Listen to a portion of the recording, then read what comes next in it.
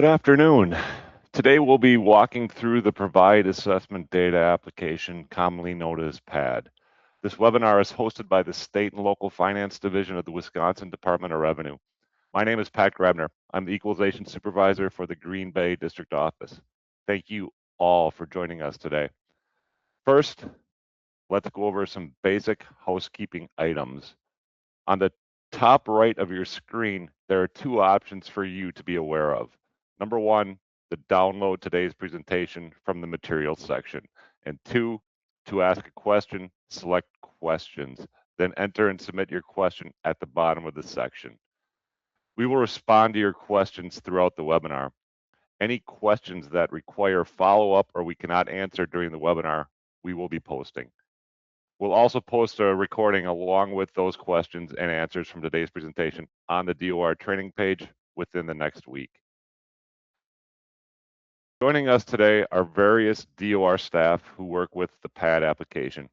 Chuck Paskey and I will be presenting. Lynette Hefner and Gary Martell will be working behind the scenes and answering questions. This presentation is designed to help Wisconsin assessors understand the PAD process, from accessing the application to submitting sales data to determining sales for arm's length and usable for racial purposes. Whether you are new to PAD or want to know more about the functionality of the new application, this webinar will walk you through each step of the process. Now, I will turn it over to Chuck Paskey. Thank you, Pat. I'm Chuck Paskey, the Equalization Bureau Director within the State and Local Finance Division. Thank you all for taking the time to join us today. So, what exactly is PAD? PAD stands for Provide Assessment Data, and it was created by the Wisconsin Department of Revenue, or DOR, to modernize and streamline how assessors collect and submit information about real estate transactions. After a real estate transfer return, or RETR, is filed, DOR runs an automated review that generates a list of transfers that are potentially arm's length or not arm's length due to specific criteria. I want to emphasize the word potentially here, because you, as the assessor, are the one who must make the final determination about whether a transfer is truly arm's length. PAD also gives you access to statewide sales data so you can see which sales have been determined to be usable as arm's length market sales and valid for racial purposes. Now let's prepare to access the system.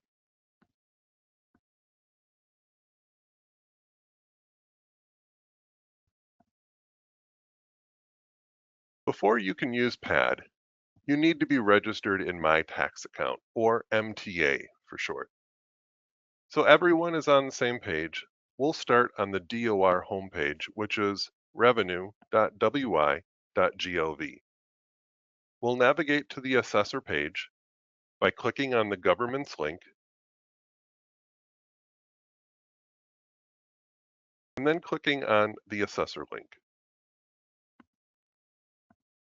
If you haven't registered yet, visit the DOR assessor page where you'll find a couple of important documents. There's the step-by-step registration instructions, as well as a helpful video tutorial.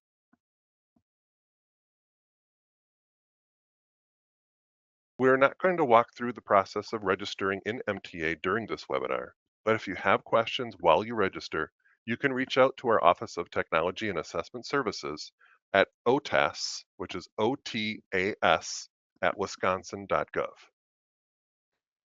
Let's proceed by assuming you successfully registered in MTA and start at the DOR homepage of revenue.wi.gov.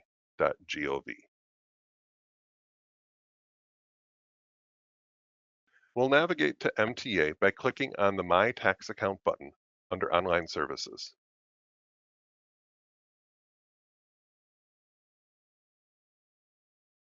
On the MTA homepage, enter your username,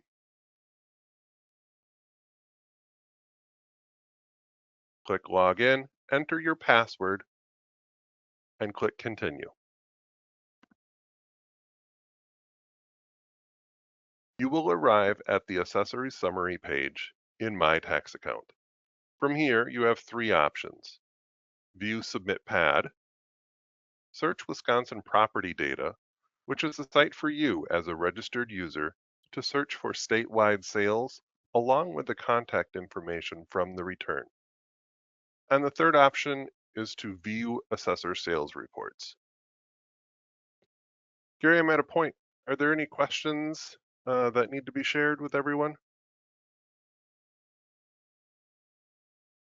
One question right now. We'll address it as part of our questions that we post later. Okay. It's not something we can answer on air. Sounds good. Thank you. All right. Let's start by clicking on the View Submit PAD option. Once you're in PAD, you'll land on the Sales Search page.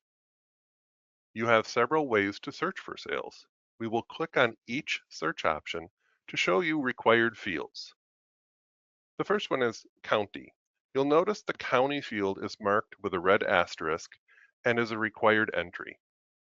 Filling in the conveyance date fields will help you get more refined results. Municipality. Notice the municipality field becomes a required field along with the county. Receipt number only requires a receipt number. The receipt number is a unique identifier for that particular sale. Document number. This also requires the associated county name along with the document number, as a document number is not unique statewide. Conveyance date requires a from date, but does not require an end date. So if you wanted to search from January 1st of 2026, you could enter that date and click search to start your search. For this search, for example purposes, we're going to use the municipality search. One important note, you will only see the counties and municipalities that are assigned to your registered user account. For demonstration, we will search for sales in Dane County in the city of Middleton.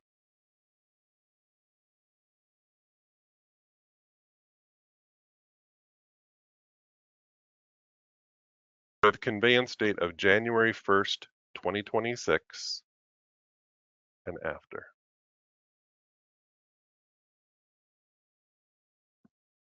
After running your search, your results will display in a list format below. The search will show the number of results found.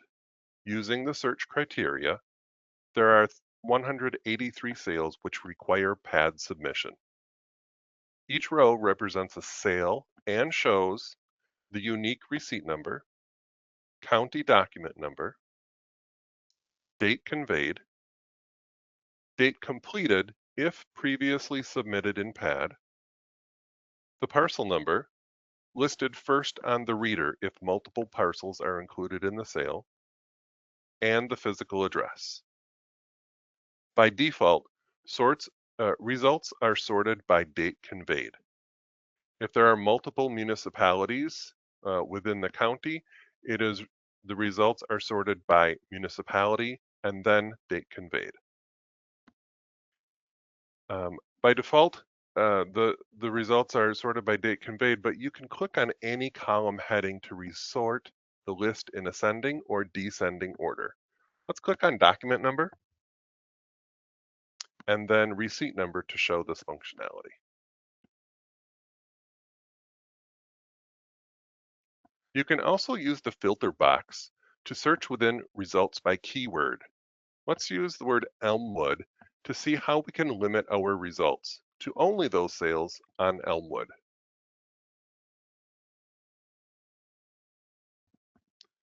You can see by using the filter, we only have 5 sales. Next, you can resize column widths as needed. Hover over the column line next to the heading, and you can resize the width of the column. On the far right of each row, you'll see an action button. If the sale hasn't been submitted yet, you'll see Submit PAD. Let's click the Submit Pad button and start the process.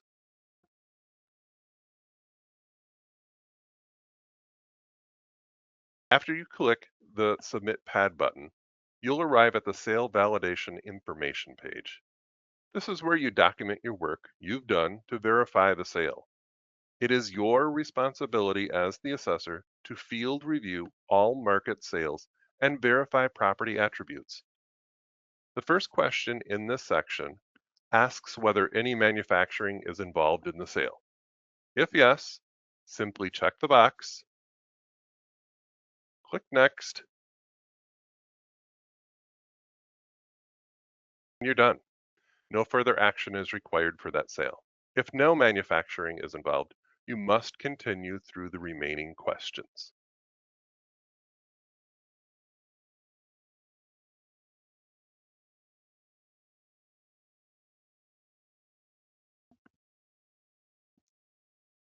You'll need to confirm whether you received a sale validation response. For this example, we'll choose yes, and then enter the date you completed your review.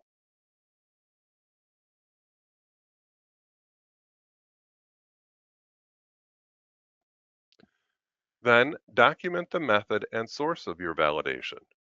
For example, you do an on-site inspection and you contact the grantee.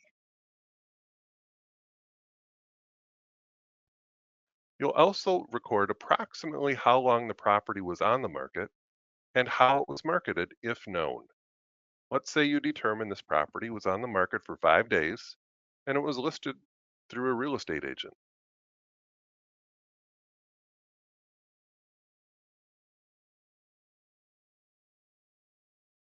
If any of your answers require selecting Other, be prepared to provide additional comments.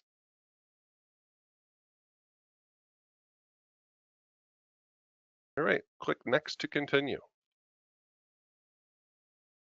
The most important steps in the PAD process is to determine the arm's length status and ratio usability of each sale. For the arm's length field, you'll select 00 if the sale is a valid arm's length sale. If it is not arm's length, you'll choose a reject code between 11 and 59 that best describes the reason for the rejection. Remember, if a sale is arm's length, you must evaluate whether it's appropriate for ratio analysis. But if you reject the sale as non-arm's length, it is always rejected for ratio purposes. You don't need to make a separate determination. For the ratio field, code 00 means the sale is usable for ratio purposes, while codes 71 through 79 indicate the sale cannot be used in hour sales ratio analysis nor used for economic ratio projections. For this example, we'll use a code 00 for usable arm's length and a code 76 mixed class for ratio usability purposes. Note, any code ending in a number 9 will require you to provide a detailed and logical explanation. Select the property class or classes associated with this sale. Let's use Class 1, Class 2, and Class 7.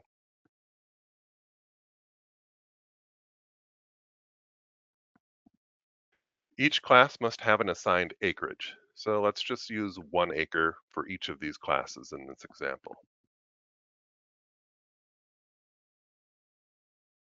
You'll also need to identify the primary class in this sale. For this first example, we're going to use Class 2. If there's only one class, you must indicate that class as the primary class. Next, you'll enter the property information and assessment data. First, indicate whether the property has any water frontage or any water influence. Select yes if it does, select no if it doesn't. We'll select no for this example. Then enter the post-Board of Review assessment values for land. In this case, we've added all of the parcels together and come up with a land value of 100,000. The improvements we'll put at 0. Total assessment, we'll need to add the land and the improvement values together and manually enter that value. The logic in this calculation ensures a correct total assessment based on land and/or improvement values. The assessed values should correspond to the year of the sale. Reminder, if the sale involves multiple parcels, you'll need to combine all of the individual parcel values and enter the totals. Click Next to continue. After entering the assessment data, the system will automatically populate options in the property type section for the property structure category and primary structure code based upon what you've entered. These fields are smart. They narrow down your choices based upon your earlier inputs. In fact, if you don't enter an improved assessed value, the application chooses your only option is vacant land. Let's go back using the progress tracker on the screen, since this was an improved sale. Click on the sale attributes, enter in the parcel combined assessment of 500,000 for improvements, and then update the total assessment to 600,000. Click Next. Our property structure category now contains a chevron for you to choose from. We'll choose Recreational Community Government in this example. That choice builds the options available to you in the primary structure code field.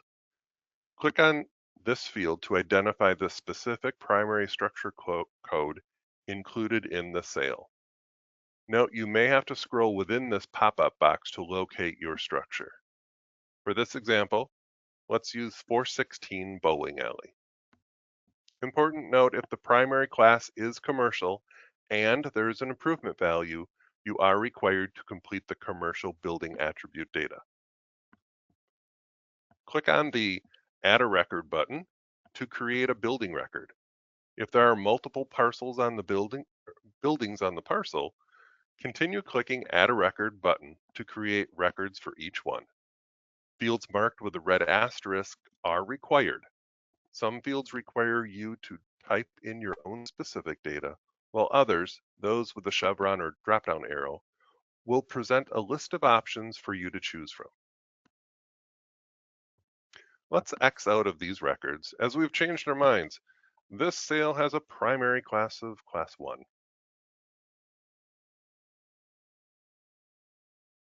We'll use the previous button at the bottom of the page to go back one section and update the primary class to residential.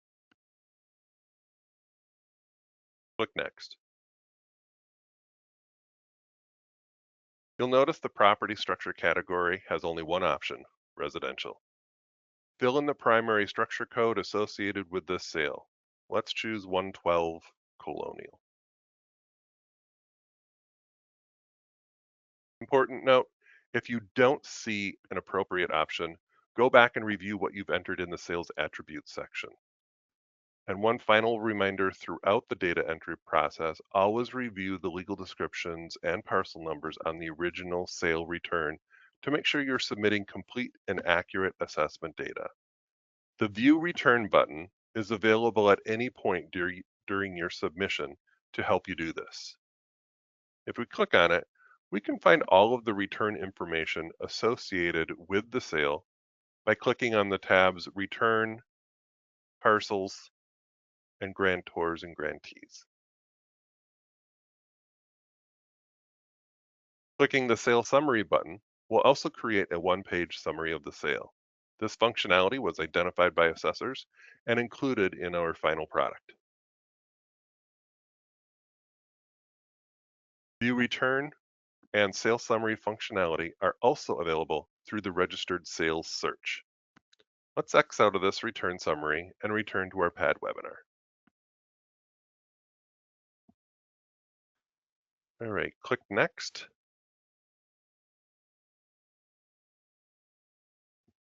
Once you've input all of your data, you'll want to review what you've entered. We've created the summary page for that exact purpose. This page is very helpful. It displays all the information you've entered across the sale validation, sale attributes, and property type sections in one place. Take a moment to review everything carefully. If you spot an error, use the progress tracker near the top of the screen to jump directly to the section that needs correction, or use the navigation buttons at the bottom of the page. Take note, the primary class is now set to Class 1. Let's go back and change the primary class one more time to Class 7. We'll click the Sale Attributes icon in the Progress Tracker, change the class to Class 7, select Next, and Next again,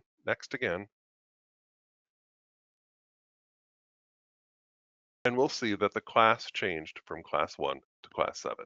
Click Next.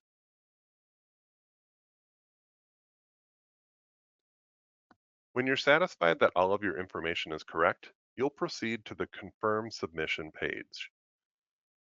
By clicking Submit on this page, you are affirming that the information you've provided to DOR is accurate.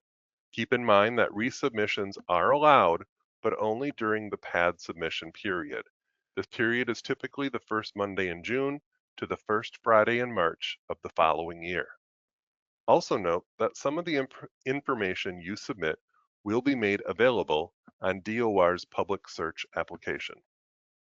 Press the Submit button to upload your information. Once submitted, you'll land on the confirmation page, which will display your unique confirmation number. You'll have the option to do 3 things on this page: print your confirmation, view your full submission, or press OK to return to the sales search page to continue working on other sales. Let's click OK.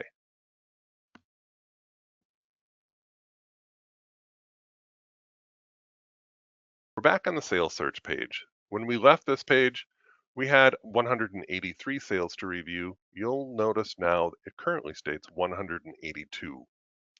Let's perform the search again and check the box to include returns with previously submitted PAD data. By default, this box is not checked, which means previously submitted sales will not appear in your search results. If you need to view or resubmit a sale you've already processed, you must check this box to search for previously submitted PAD. If the sale was previously submitted, you'll see Resubmit PAD. But remember, that button only appears if you've checked the box to include previously submitted PAD in your search. If you click the Resubmit PAD button, you will enter information as if you had not entered it previously. You are not going to be editing your information, you will be re-entering your information. We can see the sale we just entered states Resubmit PAD. There is also a date completed in the column. On your registered name, click on your registered name to return to the summary screen. All right, Gary, are there any other questions that came up that we need to go over? Yes, we got a couple questions regarding downloading sales into CAMA software and uploading their responses. Do you know where we're at in regards to that? Is that something that's being worked on, or is it available to download the sales right into the CAMA software, or for them to upload their information on that? Yeah, absolutely. It is available. You just need to reach out to OTAS, and they should be able to assist you with that. We do have a schema that has been finalized, so if there's any downloads, uploads or downloads, you would reach out to OTAS for any information on that. I can post the email address in the chat for anybody that needs that.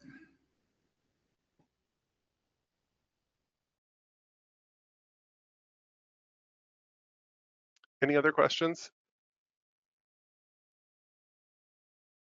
I think that's it for now. Great. All right, there are 2 more options to consider when you are on the registered summary screen. First one is search Wisconsin property data, and the second one is view assessor sale reports. briefly show the functionality associated with the MTA registered property data search by clicking on the link.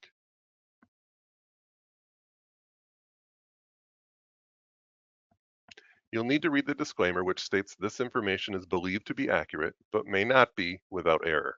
If you agree, you'll be taken to the Wisconsin Property Data Search page.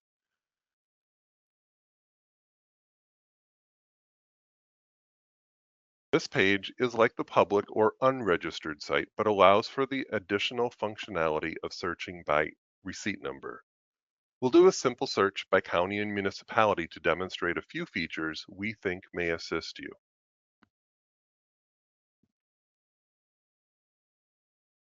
Enter a county, and we'll use Crawford County in this example, and a municipality of Village of Soldiers Grove. Enter in a date of July 1st, 2024.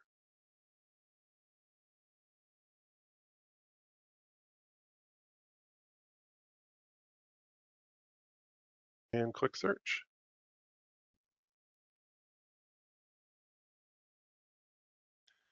Right. The search returned 70 sales.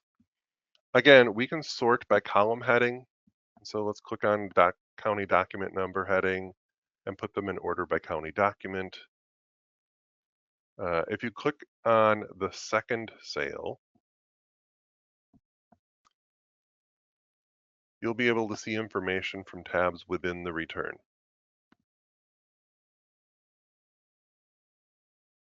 Click on each tab to show you which information is found on those tabs. So in the return, you can click on parcels, grantor grantees. The pad information in the search will only be available if the sale was potentially valid and the assessor filed the pad data with DOR. One feature we continue to share is the one-page sales summary document. We are demonstrating in a testing environment, and the production environment will not have this diagonal language. Can you click on the sales summary?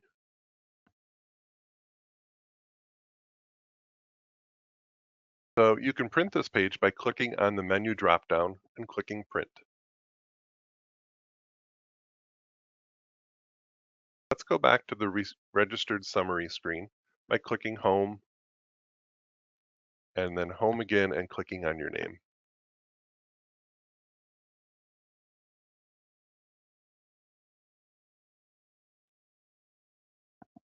All right.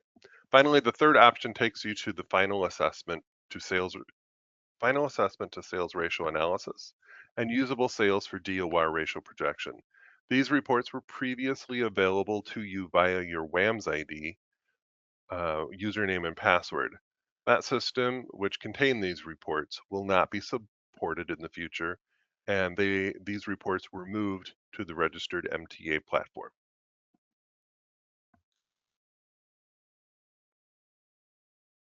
Right, let's go back to our PowerPoint. All right, so let's wrap up by reviewing some of the key takeaways from today's presentation. The pad submission process follows 8 clear steps.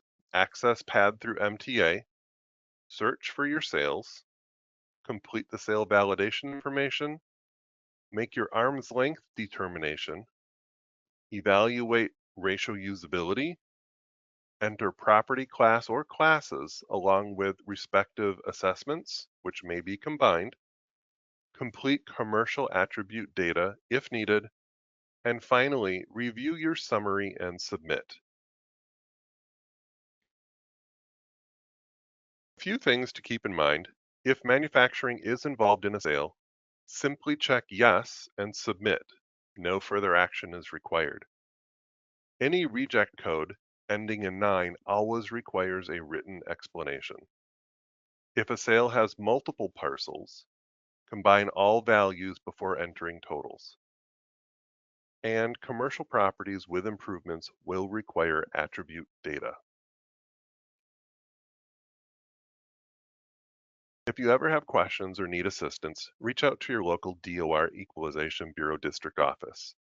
There are offices in Eau Claire, Green Bay, Madison, Milwaukee, and Wausau. For in-depth guidance on sales analysis, always refer to Chapter 10 of the Wisconsin Property Assessment Manual, and there are additional resources available in the materials link through the webinar. All right, before I thank everyone, Gary or Pat, are there any other questions that we received that we need to go over? There is one other question in the chat here that we just received. The question is, when using property search, can you see pad information for sales outside of your registered area? And the answer is no. You can't see pad data for any sales outside of your municipality except for what's available on the public search, unless you get approval from that municipality to access it. Sorry, Gary, I misheard you. So I just want to go over that one again. What was the question? Okay, so when using property search, can you see pad information for sales outside of your registered area? Are you talking about, I guess it depends if you're talking about the public search. You can use the public search to see sales outside of your registered area. But if you're inside of PAD, you can only see the sales that you're approved to see for your municipalities. You would have to get access from another municipality before you could see the PAD information. Yes, the PAD information, but sales are available statewide. And there are 4 different areas that will be, and I don't have that on here. Can you go back, Lynette, to the MTA site?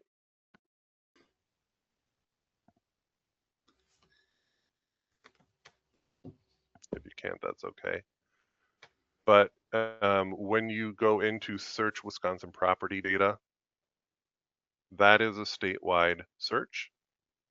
So if you were to search by county and municipality, you would be able to see there's 4 different fields that are populated by the PAD data if PAD has been filled out. So I guess the question is if you're doing a property search, you can only find your own PAD municipalities. But if you're looking for a property search statewide, there is PAD data available, but it's only for the 4 fields of, it is waterfront, if it has any waterfront.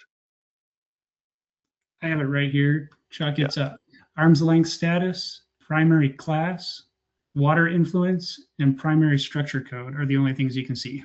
Perfect. Thank you, Gary. I appreciate that.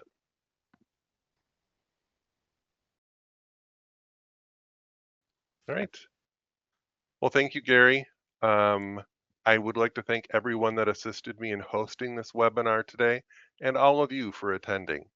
If you develop additional questions, contact your local district equalization office, and we would appreciate your time in taking a brief survey about the webinar today. Thank you for attending. Have a great day.